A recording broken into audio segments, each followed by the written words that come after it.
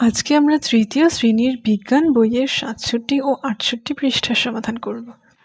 অনুশীলনী ১। শব্দগুলো থেকে সঠিক শব্দ নিয়ে শূন্যস্থান পূরণ করি। ক। সূর্য থেকে আমরা সবচেয়ে বেশি আলোক শক্তি পাই। খ।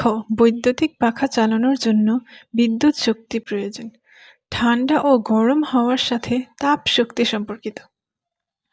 বাম পাশের শব্দের সাথে ডান পাশের শব্দের মিল করি। বৈদ্যুতিক বাতি বিদ্যুৎ শক্তি, শরীর গরম তাপ শক্তি, বই পড়া আলোক শক্তি, আঘাত করা শব্দ শক্তি। সঠিক উত্তরে টিক চিহ্ন দিই। কোনটি শক্তির অপচয় রোধ করার উপায়?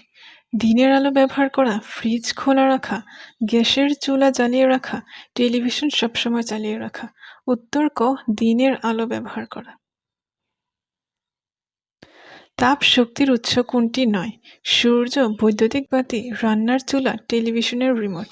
উত্তর ঘ। টেলিভিশনের রিমোট। সংক্ষিপ্ত প্রশ্ন। শক্তির ধরনগুলোর নাম লিখি। শক্তির ধরনগুলোর নাম হলো আলোক শক্তি, তাপ শক্তি, বিদ্যুৎ শক্তি, শব্দ শক্তি। আমরা রান্না করতে কোন শক্তি ব্যবহার করি? আমরা রান্না করতে তাপ শক্তি ব্যবহার করি। বর্ণনামূলক প্রশ্ন। আমরা কি কি কাজে তাপশক্তি ব্যবহার করি তা লিখি।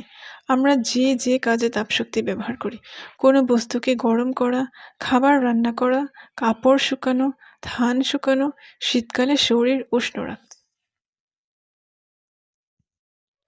উপরের ছবিটি একটি বসবাসের কক্ষের ছবি। এই কক্ষে বসবাসের সময় কি কি কাজ করলে শক্তির অপচয় কমবে? উপরের ছবির কক্ষে বসবাসের সময় যা যা কাজ করলে শক্তির অপচয় কমবে তা হলো: কক্ষে কাজের শেষে বৈদ্যুতিক পাখা বন্ধ রাখলে, টিভি দেখা শেষ হলে সঙ্গে সঙ্গে বন্ধ করলে, বৈদ্যুতিক বাতি না জ্বালিয়ে দিনের বেলায় দরজা জানালা খুলে সূর্যের আলো ব্যবহার করা।